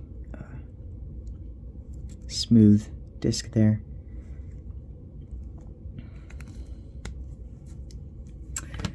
You could hear that clicking, and we'll get to that. Now on the Mafex, his elbow joints are also double hinges, but they've actually done them in 3 or more parts. If you count the pins, it's 5 parts. But there's kind of this like outer plate. Then there's these 2 separate inner plates which go up into the arms. And then there's also sort of a bearing going between like that, and you can actually see a little metal from certain angles. Let's see. You can see that in there, right? Yeah. That's their sort of metal pin, and that metal pin, I think, is what makes for a very, very smooth sort of joint that's just kind of like effortless to move, but doesn't flop. And that's really something you've got to experience to really appreciate, I think. Similarly for the knees, they have the same kind of joint, and it is again just very smooth.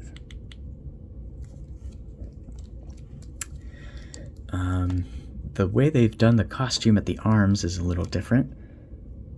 The red on the outside of the arms just doesn't come in as far as it does on Marvels, on Legends. And then around the back, they have a similar bit of paint on the elbow joint, but this time I think they've molded it red and painted blue. And that paint, we'll talk about, is not the best. The color matching is not great on those hinge joints on Mafex.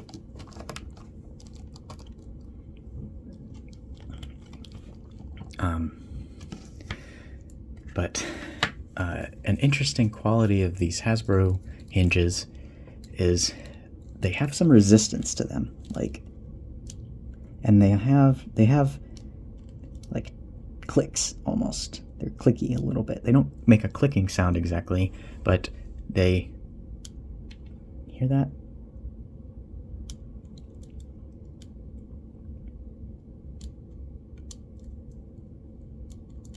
They only go in a fixed number of positions. So there's 1, there's 2, there's 3.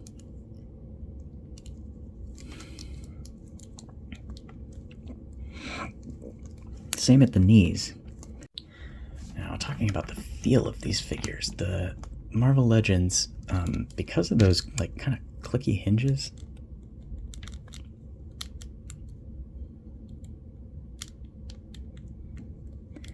it gives the figure kind of a like chewy feel. Some people describe it as gummy. Gummy's not a bad word, but there are other figures that are even worse than this. They're so gummy.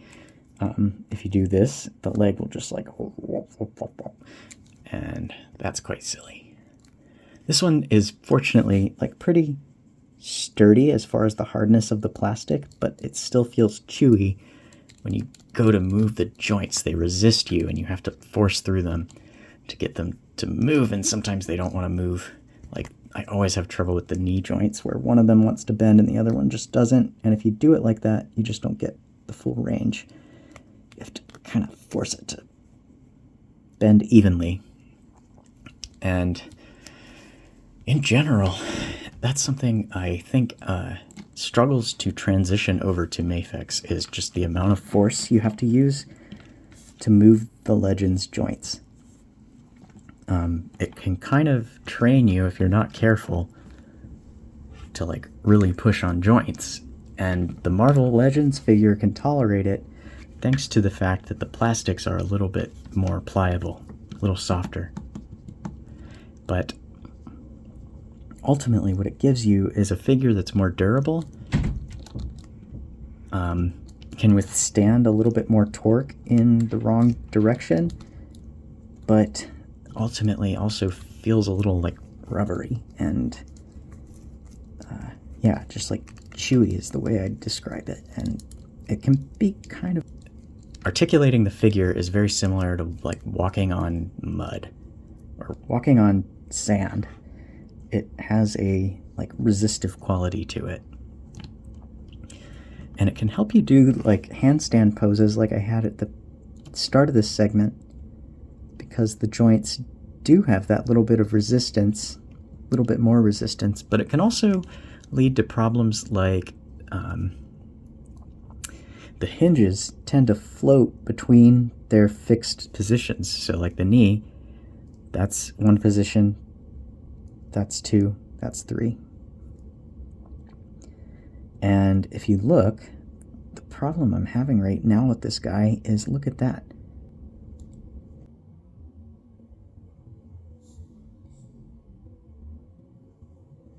His knee is just wobbly in that first position. It's the same problem I had with the Jada Toys Chun-Li in the exact same location, with the exact same kind of joint. Same for his elbows.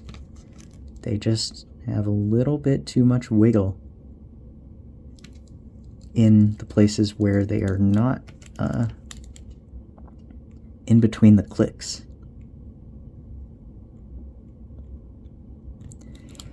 And that makes it more unstable than it needs to be.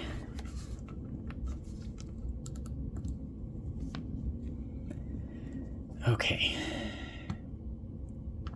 Now, the Mafex, on the other hand, doesn't have quite the rigidity in the joints. They don't tend to resist as much. And so, additionally, the plastics are harder. And so the joints, if you're not used to them, you might come to it and expect, if I needed to, like, say, swing his leg up and I just wanted to push it a little bit more. On the Marvel Legends, you could probably just, like, crank it up and it wouldn't mind. But on Mafex, if you do that, you're going to probably break this peg. Or pop the leg off, preferably. And then people will say, oh, my figure just falls apart. And sometimes they do. But sometimes they fall apart on purpose to save you from breaking the figure. So, like that. I was pushing on that shoulder a little too hard, and it comes out. And it's no problem. It pops right back in. It doesn't fall out on its own. But you're not going to see me do that on Marvel Legends. It just doesn't really happen. Other things about the Mafex, like I said, the hinges, they're just nice and smooth. And I think it's because of those metal bearings in there. Or at least that is part of it. I mean, their other joints are fairly smooth also, and they're plastic. You can see the toe joints on the Mafex also have pins on them, surprisingly. It's one of the few places you can see pins on imports, is the toes, and sometimes the wrist and ankle ball joints.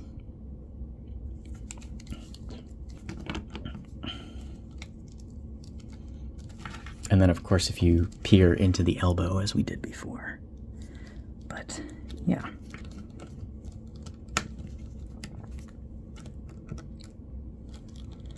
Overall, my enjoyment with Mafex is much more direct. I'm able to generally move the figure into the position I want without feeling like I have to force it or feeling like it's fighting me. Marvel Legends, on the other hand, every pose feels like it's fighting you to just not move. And it can get kind of mushy and frustrating. But that does mean, additionally, I'd be comfortable throwing this across the room. However, I would not do that with Mafex. This would probably break. This would be fine. Okay, next we'll talk about the paint and details on these figures. Now, there's some commonalities. There's also some common paint defects, and we'll talk about those as we go. But it's always interesting on Spider-Man figures to see what parts are red and painted blue and what parts are blue painted red. So if not done carefully, that can lead to differences in color between parts that are supposed to be the same color. So for example, the Marvel Legends here has a difference in color on his torso between the upper red and the lower red, and that's because this upper red is molded red, painted blue. This one in the middle is molded blue, painted red. And so it can sometimes give off a different finish. It does affect other parts as well. So other things, let's go head to toe. What's red, what's blue? Head is red, and you can always tell by looking inside where stuff's not painted. Red with black web line painted on it. We'll talk about the web lines in a second. Torso, upper torso is hard plastic, hard red plastic, blue paint along the sides, the back. I think that red might just be the base red, and the blue was painted like around a stencil or something. Let's see, mid-torso piece, again, kind of hard plastic.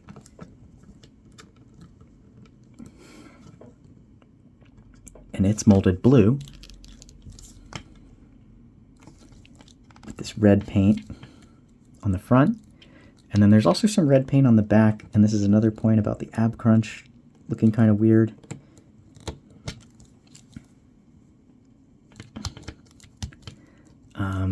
Waist piece, also blue, painted red. The legs obviously are blue, and then the boots are red. Let's see, for the arms, the butterfly joints are red with a little bit of blue, not completely covering. The shoulders are red with blue under the arms, which is rubbing off. You can also see up into the torso at the top there. That's the red underneath, and you can see it rubbing off a little bit around the edge there. Upper arm bicep is blue, or sorry, is red, painted blue, and you can see again some red bleeding through where the blue is rubbing off, or just not applied fully. Lower arm, I believe is red, yeah, painted blue on just that inner forearm there. Hands obviously are red. Okay, Mafex, red, red, red with blue paint. Lower torso, I believe, yeah, lower torso is blue with red paint.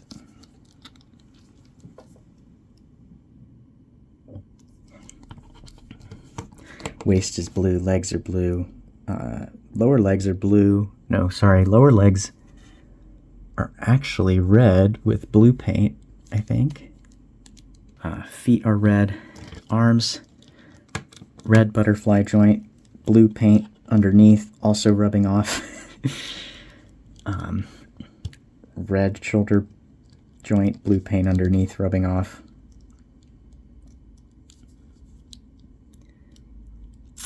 Bicep is red, blue paint rubbing off.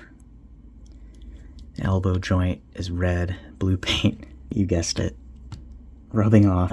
Forearm red, blue paint. So far it's hanging tight. Hands are red, wrists are red. paint rub's really not good on this side.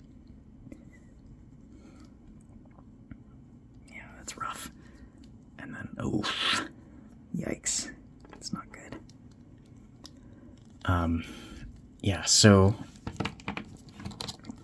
going over paint defects, we kind of touched on a few of them. Now going over the paint defects, the mask on the Marvel Legends figure is unfortunately a little bit off on the left eye. And if you look closely, you can see it's a little off center here.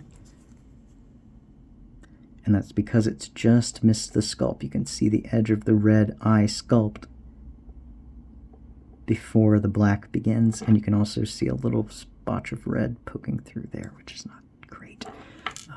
It looks okay from medium distance, but close up, it's definitely off. Let's see. I mentioned the areas of paint rub. Pretty much under the arms on both figures is a no-go for paint not rubbing off. A white splotch or two, one on his abdomen, one on his waist.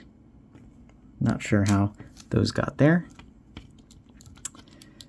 Some red poking through under the torso. Some weird molding nubbin and white splotch. Some red, almost looks like a fingerprint or something. These shoulder butterflies, and then on his back, you can see some kind of blue splotching there, and then this butterfly joint's kind of scratched. And then the paint doesn't really continue all the way through them, but that's not too big of a deal. And then I guess there's some missed web lines also, like some squiggles going on that shoulder. There, you can see that.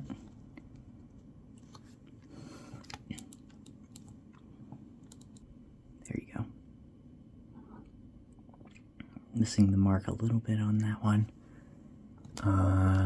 But overall the web lines are pretty good. A little bit missed on that forearm there.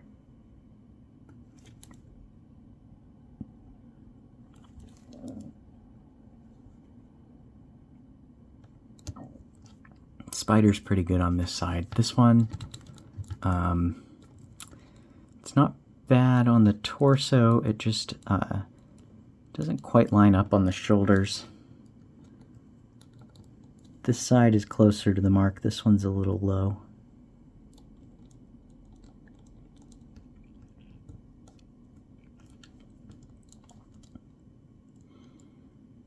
Maybe it's like it was applied like that. That lines up pretty well. Yeah, I guess that's about neutral. So, okay.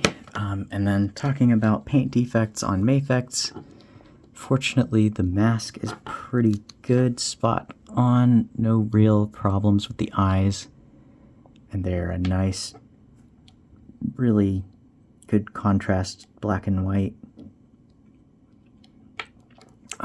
The Mafex figure has sculpted web lines with kind of a dark wash going into them, almost like a really subtle panel lining, and in some places it's a little too subtle, like the top of his head. You kind of lose it a little bit, and maybe it's just because like that's a high point where the paint would like run down from. I don't know, but it's kind of uneven, to be honest, and I think it comes out looking okay as long as you don't get super duper close. If you get super duper close, you can start to see some little gaps here and there, heavy spot, like going up the side of that chest there. There's like a little dot there, and the gap there, and the gap here. The spider logo on the chest is much smaller and very clean. It's also sculpted. I think the sculpted web lines look really nice. They don't really make a lot of sense, though. I don't really think his costume had, like, web lines engraved into it. let's see, other than that, I don't really have any paint issues aside from the rub around the shoulders and elbows. We talked about the shoulders, just really bad paint rub under there. I don't like that. And then the elbows, for whatever reason, the red doesn't really match. And that one you can really tell. And then the blue is rubbing off on the opposite side and doesn't completely match. So these little so the interior discs are blue, while this one is part of the red elbow piece. And so that gets a little bit of blue rubbing off, and you can see a little red poking through on both sides. Unfortunate. And then let's see, last big paint application is the spider emblem on the back, which just misses the bottom of the line there. Again, not really noticeable unless you're looking for it.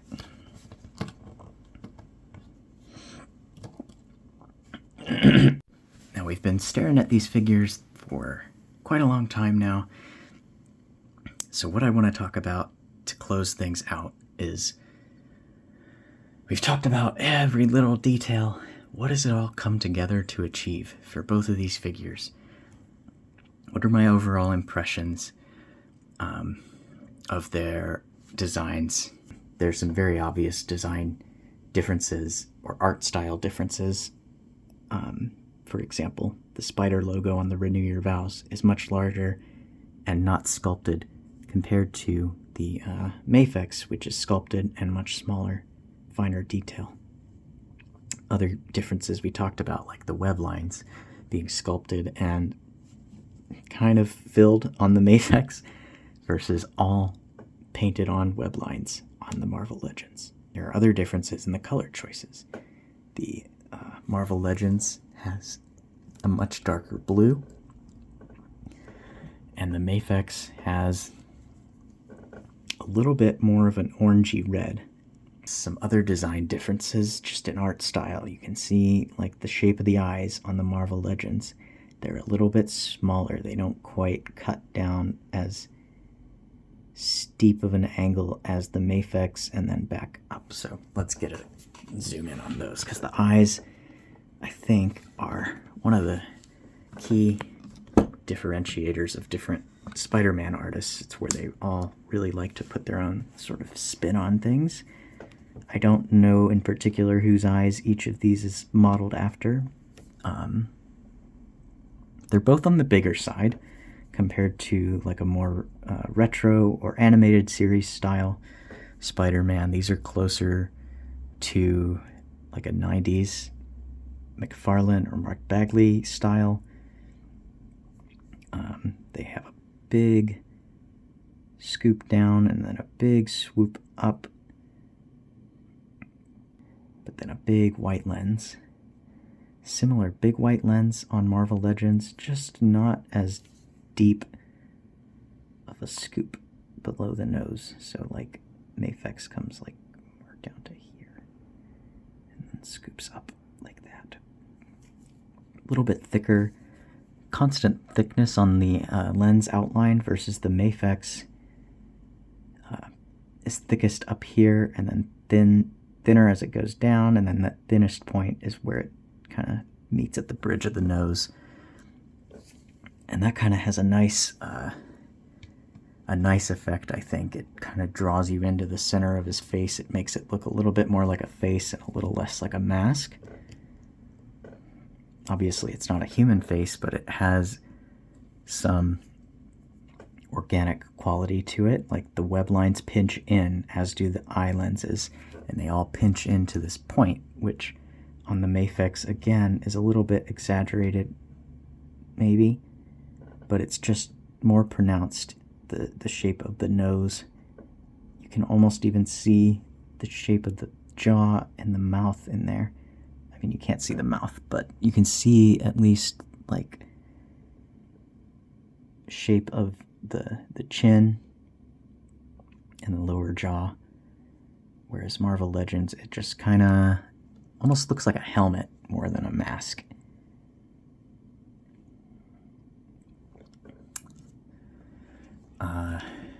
Okay, some other differences if we zoom back out. The overall anatomy of these figures is very different. And in the course of this video and in playing with these figures outside of this, my impression of the Marvel Legends is that I think a lot of people say his shoulders sit too low, and I tend to agree. I think they could lean into that's just kind of a consequence of the way they do these hinge butterfly joints. If they got rid of that top of the hinge and turned the bottom of the hinge into a ball peg like the Mafex, it kind of solves that problem and gives them room to like sculpt the rest of his shoulders. And so you can see, whereas the Marvel Legends has kind of a just straight down like that, the Mafex has more of a down, but then it levels off above the shoulder, and that gives him a little bit broader shoulders, makes him look a little bit more powerful. And this guy's swinging around the city all the time. He's got to have like ridiculous upper body strength, so I think that works a little bit better for me for this character than other proportions differences. I've been thinking the Marvel Legends has a really long torso and big feet, big hands, long arms. Those are kind of my general impressions. I don't really know how to back those up, so let's figure it out. First of all, let's compare the hand size between these two. That is some serious difference in hand size. The arm lengths, if you start at the top of the shoulders and go down, you can see the Legends is actually longer, but it stops higher above the floor because the legs are a bit longer. The waists are almost exactly in the same spot. But then the Legends' shoulders extend higher. So if we put them neck and neck like this, the torso lengths are honestly pretty similar. I think the difference is this costume goes deep, deep down, and I don't know if that's accurate, but I think that's what's making his torso look long, is his, like, the red of his torso. It's like, and so that, I think, is what's giving the effect of him having a really long torso.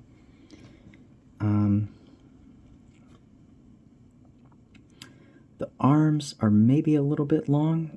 Let's see, where's the elbow hit in relation to his belly button? So Mafex, you can see his belly button sculpted a little bit right there, and the elbows line up pretty much right on, and that's pretty standard. They're maybe a little bit above it, actually.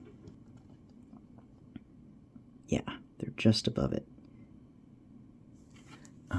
Legends, same sort of deal, it looks like, so that's good. You can't see his belly button, but it would be about right there. And then, yeah, like right to the bottom of that elbow. And then the feet, I mean, same story as the hands. These feet could eat those feet. Yeah.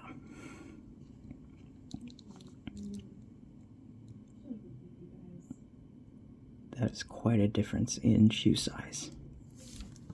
And then I think something else that bothers me and makes the feet look even bigger is just how much they balloon out near the toes. It's just really unnatural. Mafex, you could maybe say, is a little narrow, a little bit too narrow. But this looks just too wide, like duck feet almost. You can see the shape of this head. Like I was saying, it almost comes off like a helmet more than a mask over a face. Mafex has like more of an egg-shaped head, which is pretty regular. Whereas the Legends has this pretty like sharp angled jaw. He's a little bit taller than the Mafex. You could see by, I don't know, a forehead or so. Maybe half his head. An additional half head. Mafex has a much softer, muscular sculpt, and I really actually think it looks quite good. Especially the thigh muscles. It's just on the leaner side. He's like an acrobat, and I think that sort of acrobat proportions fits my mental image of Spider-Man a little bit more. I was always more of a fan of web-swinging, contortionist Spider-Man. Renew Your Vows is more, I don't know, kickboxer Spider-Man almost.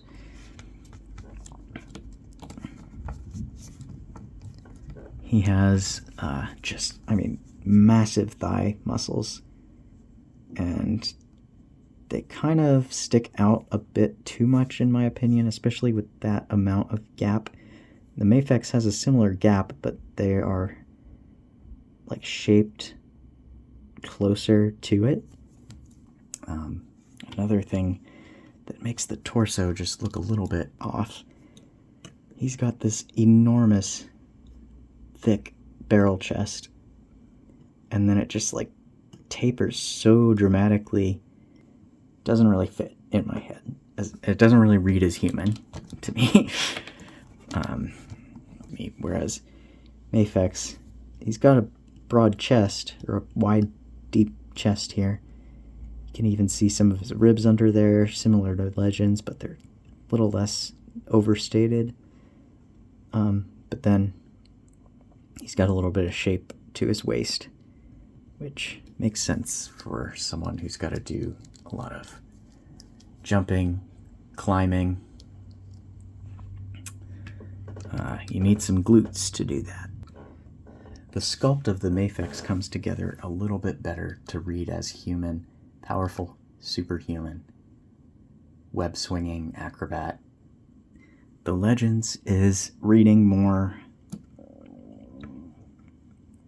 I don't know, wrestler dressed as Spider-Man, maybe? Okay, now we're going to go ahead and turn down the lights. We're going to soften our focus. Turn down the lights. And we'll get a good look at their silhouettes. And you can see what I'm talking about with sort of wrestler dressed as Spider-Man and web-swinging acrobat. I mean, really, they've got a lot of similar ideas. Really, really bulgy, strong leg muscles. Same here, but the shapes are just different. They taper. They're widest at the top, whereas here they're widest like toward the bottom, and it just kind of looks like he's got really baggy pants with like big pouches on his leg or something. I mean, other things, the side going down the Mafex is a lot smoother. There's obviously like some taper in for the hip bone, and then out at the rib cage. Reads a little better over here, but there's, on Legends, there's like really dramatic taper in the rib cage, and then really big bulge out at the hip bone, and then there's this additional like ripple of the waist joint that doesn't exist, that just makes him look kind of lumpy. There's nothing wrong with being lumpy, but I think it is a little bit overdone here. Mafex, this outer calf is maybe a little off. You know, if you look at it at the right angle, it's correct. Like, basically the arc of the outer calf should have a wider radius than the inner calf. The inner calf is a tighter arc. we talked about the shoulders, and they both want to have like big, powerful shoulders, but again, it's almost like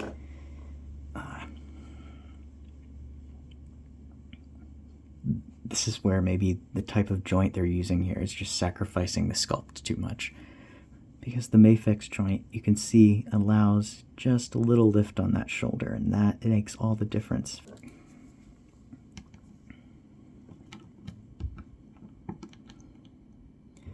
And this is really what seals the deal for me for Mafex.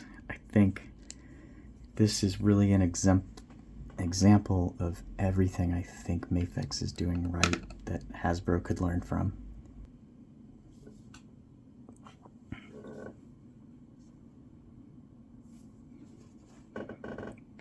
This is what really seals the Mafex for me. One of these looks like a human, and one of them just isn't there yet. Again, just look at this. Take this in for a second.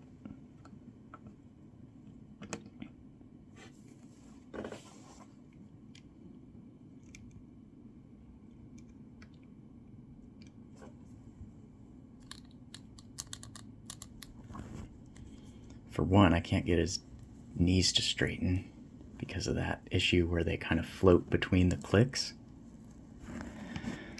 That doesn't help.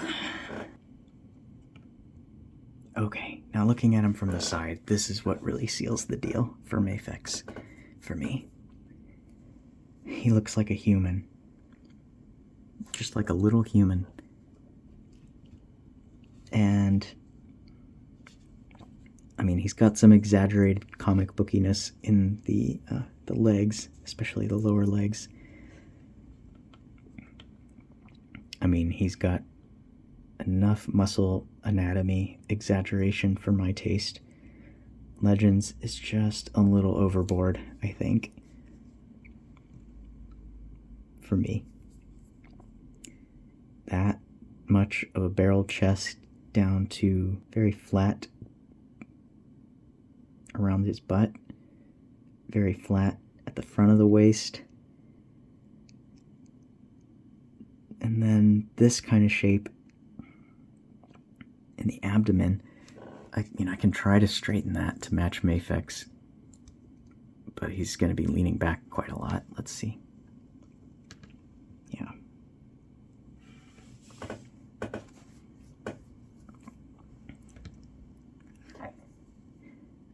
That's what makes this art.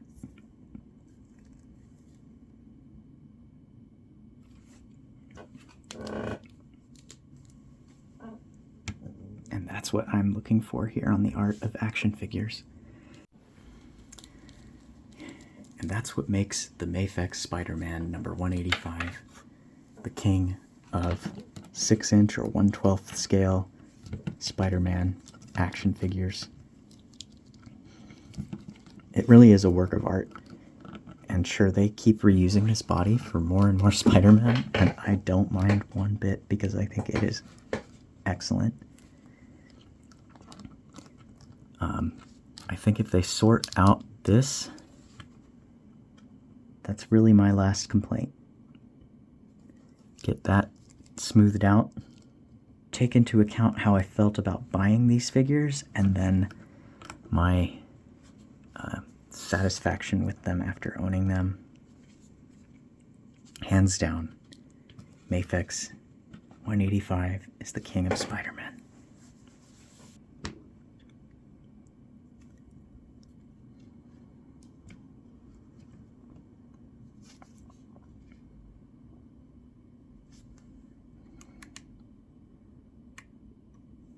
I hope you've enjoyed this deep dive comparison between the Mafex 185 Spider-Man and the Marvel Legends Renew Your Vows Spider-Man. And I'll see you next time.